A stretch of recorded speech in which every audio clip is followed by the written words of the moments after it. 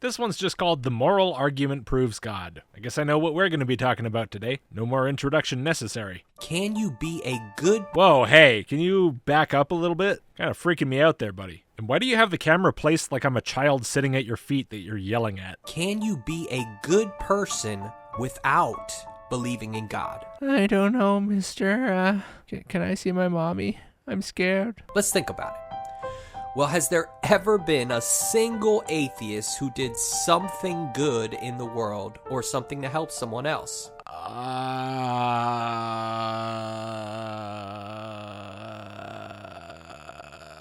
Maybe? The answer, of course, is yes. Ah, yes, of course. I knew that. So you can be good, meaning doing good things, even if you don't believe in God. Okay. All right. But the real question is a bit different. Can you be good if there is no God at all? You know, this video is about 9 minutes long, but I feel like if you just talked normal speed, it would be about 5. I don't understand why you're talking to me like a librarian reading a story to kindergartners. Well, isn't that the very same question? No, that's obviously not the same question. What a silly thing to ask. No, it's actually a very different question. Thanks, I pretty much got there on my own, but thank you. You see, here's the tricky part. If there's no God, then how do we decide what's really good or bad? Well, if you feel like you have a decision to make, then you sit down and you think about it, and then you decide. You said that already in the way you asked the question, so why'd you bother? If God doesn't exist, then there aren't any clear universal rules about right or wrong. Oh no, if I have the mind of a child, that'll seem real complicated. Is that why this is filmed and spoken like as if the audience is made up of tiny children? Because you're speaking to an audience with the minds of tiny children? Without God, there's nothing absolute that tells us how to act. Oh no! It's like not having a rule book to play a certain game. This isn't a game, it's real life. We're all just fumbling through, compromising with each other, arguing with each other, sometimes struggling against each other. It's not a game, there's no rule book. God isn't gonna come down from on high and say, "Oh, actually, that guy cheated. You win, Christian guy, because he's a cheaty McCheater face." I know some people would find that real convenient, but tough. Look, if there's no rule book, can you really be expected to play a game by the rules? Yeah, people do that all the time. People have been playing games for millennia, since well before the concept of a rule book existed, since well before the concept of a book existed, since before anyone knew how to write. They just say, here's the rules of the game, this is what we're playing by. All in agreement? Good. Or maybe the rules just kind of develop over time as they see certain actions and their effects. And then they play the game with the rules they developed purely by social convention, with no rulebook and certainly no rulebook handed down from a god. How could they possibly have done that? Now, of course, as I said, life isn't a game. The celestial Hasbro company isn't going to hand you a rulebook. But there are similarities in the way in which people come to social conventions on moral expectations, and the way that people develop the social conventions of rules within games. There's definitely some overlap there in the behavior. Imagine you and your friends can't agree on the rules of a game. Without rules, everyone just does what they think is best. Okay, you got a problem with that? Well, then maybe you better sit down and hash it out. Be like, hey, look, that thing you're doing, that's making the game really not fun. It's making it not work for anyone else. And if that person doesn't want to play by rules that you see as important for the game to work well, you can just say, well, I don't want to play this game with you anymore. Just like you can choose not to associate in life with a person who acts in ways that you see as inappropriate. None of this is complicated. You should have figured this out when you were a school child. How many children's games actually have hard and fast rules in a rule book? You know, if you play pretend, you play house, you play superheroes, even a bit more structured games like The Floor is Lava. Those kids tend to play pretty fast and loose with the rules. And even games that are technically supposed to have a rule book like Monopoly or Pogs. That's a reference that dates me, but what are you gonna do? Did any of us ever really play by the rules of those games as kids? When people talk about having to work out the rules with other people as if it's some mind-blowing concept that nobody's ever had to deal with, it makes them seem like they've never interacted with a human. But no one's idea is more right than anyone else's. What do you think about this, hand puppet Logicked? I'm mad at God. Oh, I'm mad. I'm so angry. I'm angry. Okay, hand puppet Logic, just calm down. No, I'm angry.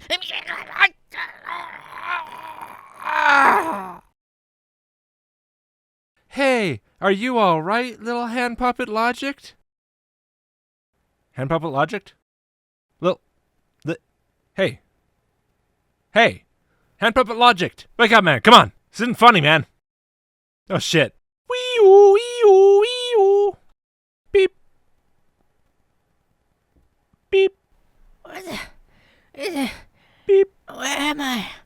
Beep. Oh, hey there, little man. You're awake. Beep. No, I'm fucking awake. Where am I? Beep.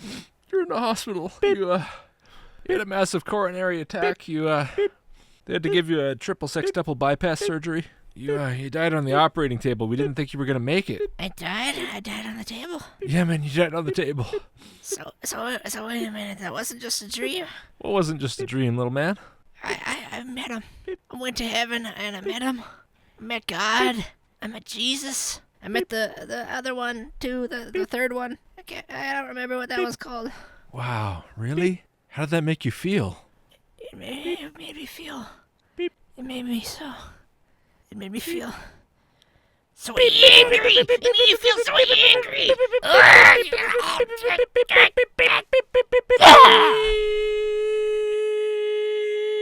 Can you picture that? What? Oh, hey, man. Right. The video. Picture what again? No one's idea is more right than anyone else's. Oh, right. Yeah, I can picture that. Why, can't you? That's what it's like if there's no God. That's what it's like regardless. If there is a God, the world still works by there's this guy over here saying, God wants this, and then there's this guy over here saying, God wants that, and there's this guy over here saying, actually, there's no God. And then there's this guy over here saying, hey, maybe we should follow Confucius, and so on and so on. God or no God, what you described is exactly what we deal with every day. Therefore, yes, I can imagine it. Not that I have to. Everyone has their own opinion about what's good or bad, but there's no way to say who's right. Of course there is. You just say it. That's what God believers do all the time. You got God believer A who says being gay is bad. God told me so. And then you got God believer B who says being gay is okay. God told me so. You have your own opinions just like everyone else, and you can say them whenever you want. You don't have to wait for someone else to enable it. It's like everyone liking different flavors of ice cream. Is it physically possible for a Christian to talk about the moral argument without mentioning ice cream? Has this discussion ever been had in human history without ice cream coming up? I guess it must have, because ice cream was only invented a little while ago. And what did they do before that? They must have felt completely lost without ice cream to talk about. Just because you like strawberry doesn't mean everyone should. It's entirely possible for it to be your moral opinion that everyone should like strawberry ice cream. Most people wouldn't consider that to be the most pressing moral issue of the day, I'll give you that. But I would say people do have moral opinions about equally silly things. You know, Orthodox Jews who think it's wrong to use cream sauce on meat, Mormons who think it's wrong to drink coffee, Muslims who think it's wrong to take a piss and shake off your dick and put it back in your pants because you might get a little drop of piss in your underwear, or who just think it's wrong to eat pork. Is any of this really so far away from saying that your ice cream eating habits are a moral issue? But, you know, if you really insist on making the ice cream analogy, there are much better versions of it that you can make. For example, you could say, us preferring peace to murder is similar to us preferring to eat strawberry ice cream rather than human shit. The universe doesn't think shit is gross. The universe doesn't care if you eat it. And some people even do it. But most people are going to find it disgusting. You don't need God to tell you not to eat shit. And you don't need God to tell you not to murder. You already have your instincts and your culture telling you not to do that. They're not perfectly effective, which is why sometimes they don't work, but they are pretty effective, as demonstrated by the fact that ice cream shops don't sell buckets of human shit alongside the ice cream, despite the vast supply. In a world without God, there's no way to say for sure that something is good or evil. Oh my goodness. Oh my gosh. That'd be... Wait, what would that be? Is it bad or something? You're saying this like it's some horrifying thing we should avoid at all costs, but I don't really get why. Everything just is as it is without any meaning behind it. And then you show a glass labeled half full and half empty, I guess to imply that it would be just terrible if I could interpret this glass as being both half empty or half full. But you can, though. That's the point of why people say that, because it is half empty, and it is half full. There's no divine commandment that this glass is not just as it is. There's a meaning behind it, and the meaning is it's half full and not half empty. No, it's both. Why are you presenting this like it's some kind of scary alternate reality scenario in a world where God doesn't exist? And what is the question of whether you can have two different accurate descriptions of the same matter of fact have to do with whether morality is a matter of fact at all? Did you just have to find some random stock footage to fill the time and you didn't really think about it? But if God exists, then God's nature and commands give us a clear guide to do what's good. Well, apparently it's not that clear, because there's billions of theists in the world who all seem to disagree with each other and sometimes even go to war over it, and who keep changing their minds about what's moral over the millennia. If this is so incredibly clear and useful, why does it seem so not? Why does it seem like you're all just chattering about your own opinions like the rest of us? For instance, God teaches us to love others, which helps us see why being kind and fair is good, and why being selfish or mean is bad. Yes, it was already pretty clear what you're saying. God tells us what's right and wrong. We don't have to think about it. Picking out random examples doesn't really make it any more clear. The idea here is pretty straightforward. God decides what is good based on the fact that he is good himself. Oh, so all it takes to be able to decide what's good or bad is being good. Okay, well in that case, earlier you said this. So you can be good, meaning doing good things, even if you don't believe in God. And therefore, once you achieve the status of good, you can decide what's good or bad. And then you can just decide everything's good, and now everything you do is good. And you never lose the privilege of being the decider. You might want to be more careful with your language, is all I'm saying. Think of it like this.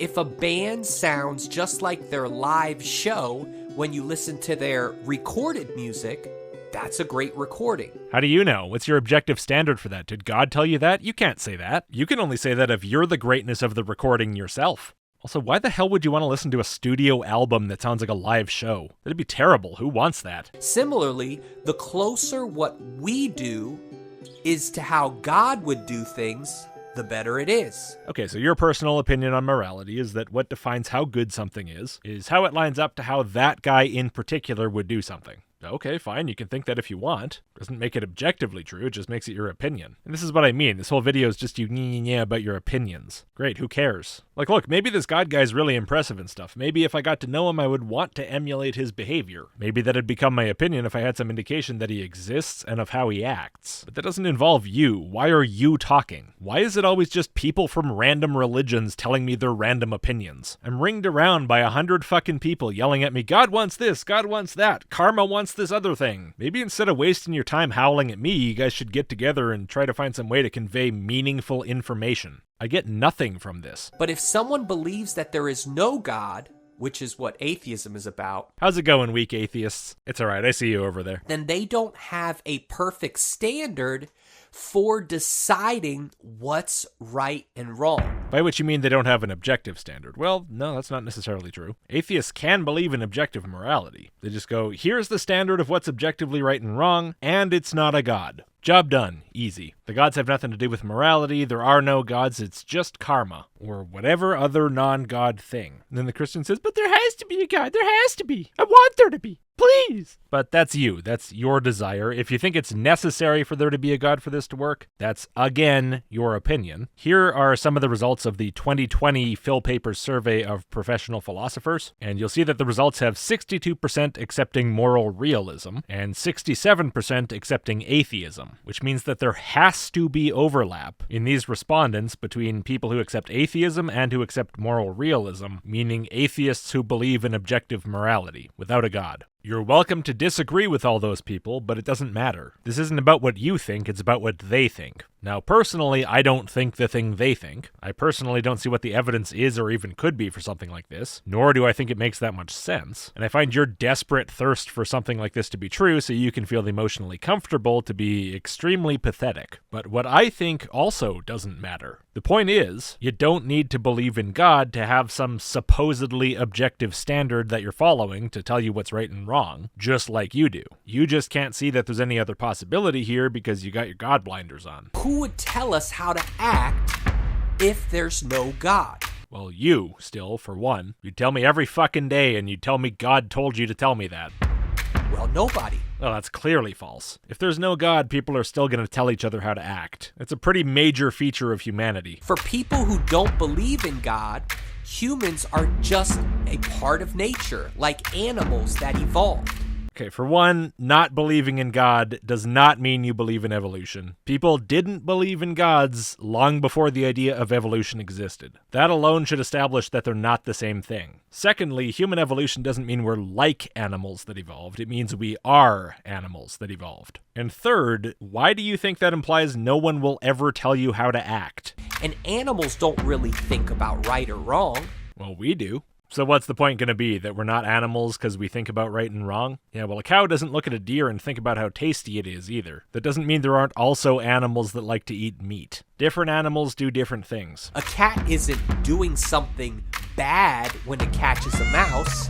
It's just being a cat. So wait, hunting and eating prey would be a bad thing to do if the cat were a moral agent, but it's not, so it's not? You didn't say it's not wrong to catch a mouse at all. You said it's not wrong to catch a mouse in this case because the cat is a cat and therefore doesn't think about morality. So what, you believe that killing animals for food is morally wrong? I assume you must, because otherwise what's the point of the example? If you think it's not immoral, your example would be just like saying it's not morally wrong for a cat to peacefully have a nap. It's a cat. It doesn't think about morality like we do. Give it a break. It's just being a cat. If the action is morally neutral, it has nothing whatsoever to do with your point and therefore isn't something you would bother to say in this context. So for animals that do think about morality, hunting and killing for food is morally wrong. Did God tell you this or did you just make that up? An awful lot of other Christians don't seem to agree with you. If there's no God, some might say we should see human actions the same way.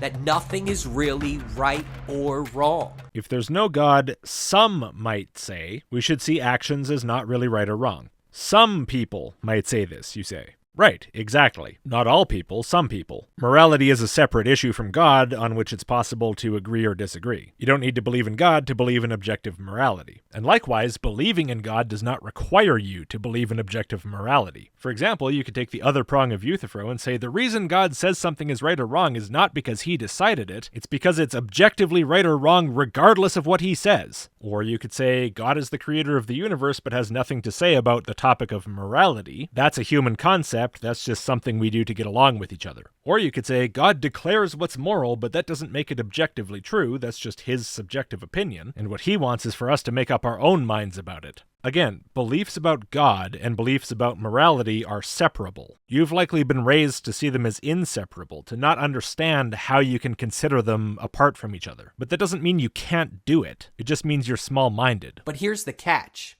Things like fairness, goodness, and justice do seem very real to us. Okay, does that make them real in some way beyond us? Whatever feels real to you in the moment pops into actual existence as soon as you think about it? Every time you feel something is unfair or wrong, like someone being mean or cheating, or if someone came and just stole your wallet, you're really saying you believe there's a right way to act. No, you're saying you have a feeling. You're saying you feel bad about the thing that person just did. You said it yourself. Every time you feel something. Every time you feel something. Yeah, I get it. You feel something. And when you say, I don't like that, you're mean, you're cheating, you stole my wallet, I hate you, you're talking about your feelings. And if you say, that's wrong, stop being mean, stop cheating, give my wallet back, that's again just you complaining about your feelings. It's just another way of you saying, that makes me feel bad, I don't like it. I would like you to stop it. These are matters of human emotion. You don't need to blow them up into some kind of gigantic cosmic event. Without God, we wouldn't have a solid basis for all these feelings about right and wrong. So you're just bitching that you don't have some way to say your feelings are factually true. Who cares? This is so weak, man. You're welcome to have your little feelings. You don't need the whole universe to agree. We wouldn't have a solid basis for all these feelings about right and wrong that seem to apply to everyone, everywhere. I want my feelings to apply to everyone, everywhere, all the time. Why don't my feelings dictate reality? I hate this universe. So what does this all mean? It means you have way too big of an opinion on the importance of your personal feelings. Well, there's something called objective morality and objective moral values. Objective morality means there is a standard outside of us. And you say that while hilariously showing someone highlighting moralism in the dictionary. Moralism. 1. The habit of moralizing. 3. Emphasis, especially undue emphasis, on morality. 4. The practice of morality as distinct from religion. And then moralize, to reflect on or express opinions about something in terms of right and wrong, especially in a self-righteous or tiresome way. Yeah. Which exists for what is good and what is bad. An example might be rape or torturing infants for fun. Do you have to say that and risk my monetization? To say that objective morality exists is to say that these sort of things are wrong. Why do you keep showing this guy walking down a hallway? Are you trying to imply this guy's gonna do some raping? I don't see any evidence of that. I don't know what kind of a correlation there is between walking down a concrete hallway at some point in your life and also being a rapist, but I would imagine you can do one without the other, at least if you put in some effort. Regardless of our culture and regardless of our laws. This says that there are things that are right and things that are wrong, again, like rape or torturing babies for fun. That's fine, say it like 10 more times. I already said rape several times now. Whatever will be in this case. I have a Patreon, I'll survive. These things would be considered wrong. Oh, is that supposed to be the baby? Man, I didn't realize we were gonna see the baby. This video's kind of dark, huh? Regardless of our culture or where we come from or how we grew up or our personal opinions. Does this objective morality, this right and wrong, actually exist? I doubt it, and either way, I don't really see what difference it makes. The world still operates like it doesn't. What do you think? Did you not listen to what I just said? Rude. If they are truly wrong, if they are wrong outside of just our opinions or what our society says is wrong, if they are wrong outside of what our laws say, then you would be saying that there is a standard of right and wrong which exists outside of us. Yeah, I know. You already said that. That was the point of you bringing up our opinions and our society and our culture and our laws. You started off saying objective morality means there's a standard outside of us, regardless of all this other stuff. And now you're saying if it doesn't come from all this other stuff, then it comes from a standard which exists outside of us. As if this is some big revelation at the end of this point, despite the fact that you led with it. And you would also be saying that that standard of right and wrong outside of us actually exists. Yeah, I got that. This is starting to feel a little bit like that scene in Monty Python and the Holy Grail. Then shalt thou count to 3, no more, no less. 3 shall be the number thou shalt count, and the number of the counting shall be 3. And so on and so on. I can't play it because copyright. And if you are saying that, then the question is, who set that standard up? Well, already you're begging the question by saying who, aren't you? A more honest question would be, what is the cause of that standard? If you're not willing to start a conversation honestly, even with the objective morality people, what's the point of anyone talking to you? And this question points to the existence of God. Yeah, I know. That's why you asked it that way. That's my point. This is critically important to understand. Yeah, it's important to understand the reason people frame questions in a certain way, yeah. So what I am saying is if objective moral values and objective morality actually exist, that proves that God, who put that there, actually exists. I asked a biased question, and that proves my God exists. Really, who's gonna fall for this? Well, I guess if you mean for your audience to actually be children, then some of them, probably. So if there is even one thing that is objectively wrong, that proves that God exists. Wow. I don't know if this is the worst formulation of the moral argument I've ever heard, but it's definitely up there. So that would mean that objective moral values do exist. Now you wait just a minute, mister. What did you just do? Say that all again. So if there is even one thing that is objectively wrong, that proves that God exists.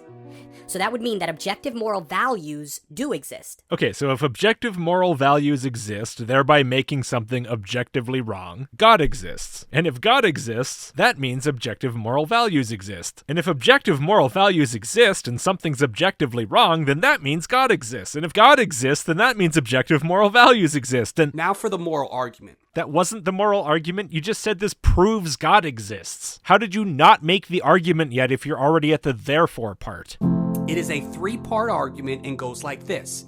First part, if God does not exist, then objective moral values and duties, doing things you ought to do do not exist. Okay, unjustified assertion. I reject that premise entirely. Literally, your only evidence for this is that you chose to use the word who instead of what when you asked what the cause of the standard is. That doesn't say anything about anything except the fact that you don't know how to ask a neutral question. Second part, objective moral values do exist. Again, unjustified assertion. I totally reject this premise. The only evidence you provided for this is feels and a circular argument about how objective morality exists, which proves God exists, which proves objective morality exists, which proves God exists, and so on, which is nowhere near enough to convert me to team objective morality. And the third part, therefore God exists. You know, if you weren't going to bother making any kind of good argument for either of those two premises, you might as well have just said the conclusion in this video. Just start the video and say, therefore God exists, bye. Somehow that would have been more convincing than what we actually got.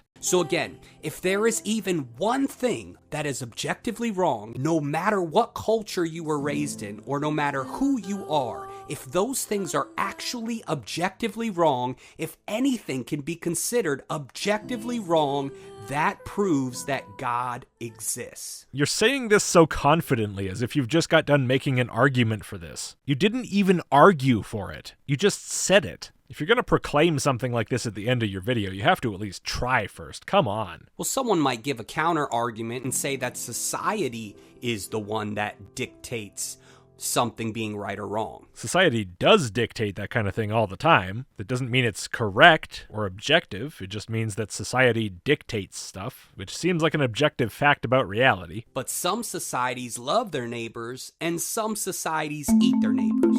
Yeah, people do all kinds of different stuff. Isn't that weird? Are they both just as right? No, they're both just societies. Again, this isn't some question of truth and falsehood. Now, of course, the people in both of those societies would look at the other and think they're weird. They might even think they're morally repugnant. The ones who believe in objective morality will say, you're objectively morally wrong for doing that. And the ones who don't will say, I have a huge problem with you doing that. And that's about the extent of it. Everyone's going to judge each other for what they do and maybe take action if it matters enough to them. End of story. And of course, this is exactly what plays out in all times and all places throughout all of human history. If there's some team with perfect, divine, objective, morally correct positions on every moral issue, they're indistinguishable from the rest. Except, of course, to people like you who declare, I'm objectively right and everyone else is wrong, because I feel like it, damn it. Yeah, well, so what? Welcome to humanity. Did Hitler do anything wrong during the Holocaust? According to what? According to God? No. There is no God. According to the objective moral standard? No. There is no objective moral standard. According to the people who were fighting him?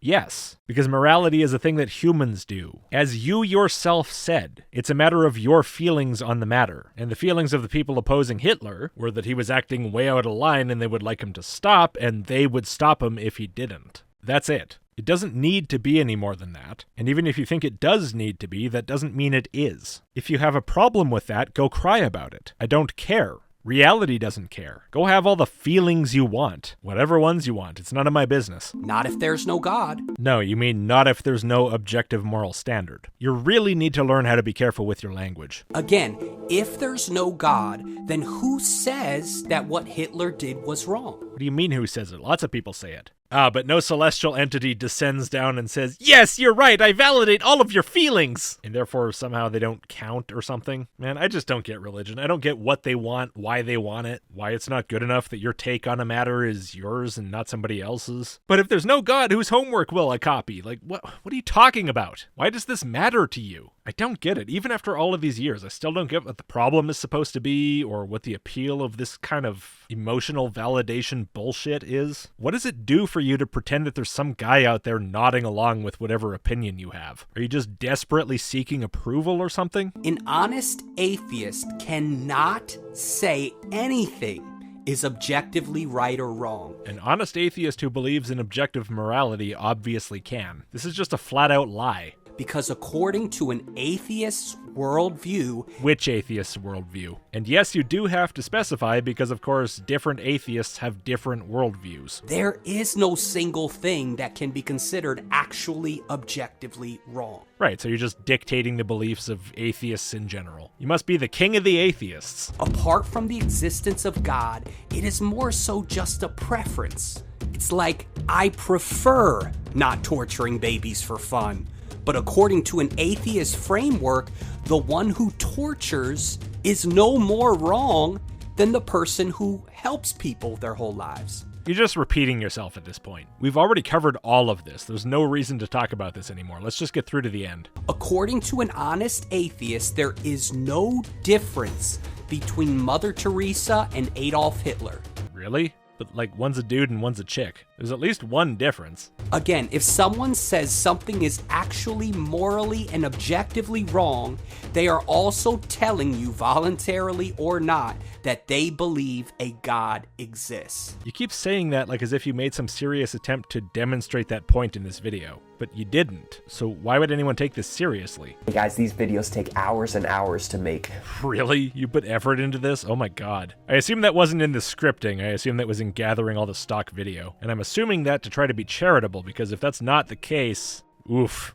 Well, I guess that's it. Thank you for watching. If you would be so kind before you go, please do give the video a like and click subscribe if you haven't. And if you like the channel, maybe consider supporting. A couple of bucks per video or per month is enormously helpful, and huge thanks to all of my supporters who've already made that choice. Early access, email list, list.logicked.com, and I'll see you next time.